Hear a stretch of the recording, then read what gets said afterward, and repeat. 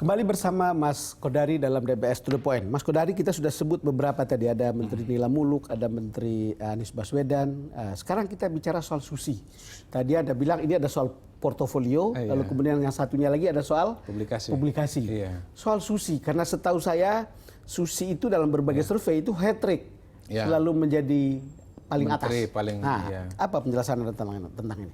Ya, pertama memang dia melakukan breakthrough ya di kementeriannya yang belum pernah dilakukan oleh menteri-menteri sebelumnya. Ya, dia menangkap pencuri ikan, membakar kapal nelayan asing yang ilegal. Dia berani melakukan hal-hal yang belum pernah dilakukan, dan kalau belum pernah dilakukan biasanya memang kelihatan banget gitu loh bedanya dengan yang sebelumnya. Yang kedua, memang tindakan-tindakan ini juga mendapatkan publikasi yang luas dari biasa, media. Betul. Meledakkan kapal asing itu kan tidak pernah terpikir 2 tahun lalu. Ya, dan yang bisa melaporkan itu bukan cuma wartawan cetak, tapi terutama misalnya media, televisi. Betul. Televisi adalah media yang paling luas jangkauannya dan visual gitu. Sehingga beritanya memang luar biasa untuk seorang Ibu Susi. Ya.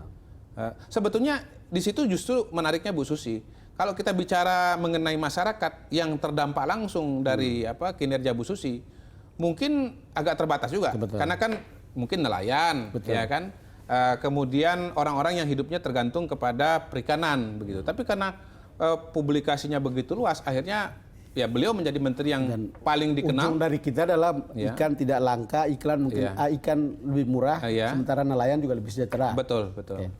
Mas Kodari, ada satu hal yang menarik bagi saya tentang hasil survei ini, soal tingkat kepercayaan publik terhadap institusi. Tadi kita sudah bicarakan.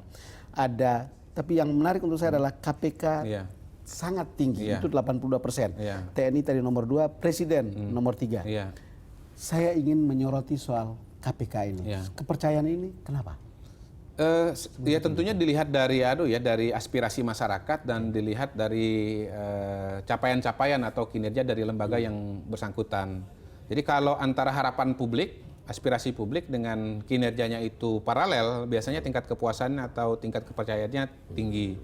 Nah, dalam hal ini memang menjadi menarik kalau kita bandingkan KPK misalnya dengan lembaga penegakan hukum lainnya. Ya, kepolisian, Kejaksaan Agung. Ini di dalam survei Anda ini di bawah 60 Iya, di bawah. Nah, itu mengindikasikan terutama kalau kita kaitkan dengan perkembangan isu pada hari ini, wacana tentang pembatasan masa jabatan KPK. Saya kira sih patokannya jangan tahun.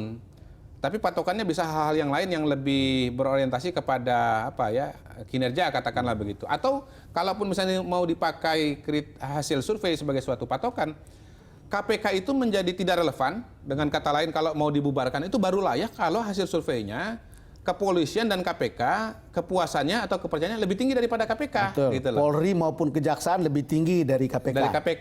Tapi selama masih di bawah, artinya harapan publik, aspirasi publik itu masih diletakkan kepada lembaga khusus yang namanya KPK gitu. Ini bahasa survei Anda, tapi kalau bahasa awamnya mengatakan sebetulnya Anda tidak layak untuk mengamputasi KPK saat ini gitu. Kalau lihat begini bukan? Iya, termasuk juga kalau dibandingkan dengan tingkat kepercayaan kepada DPR. Jauh di bawah KPK. Bagaimana sebuah lembaga yang menurut survei Anda tingkat kepercayaannya di bawah 50% akan mengamputasi tanda kutip sebuah lembaga yang oleh rakyat itu sangat dipercaya. Sangat dipercaya, betul. Itu bahasa politiknya kan? Betul. Jadi ya pesan publik sebetulnya jelas.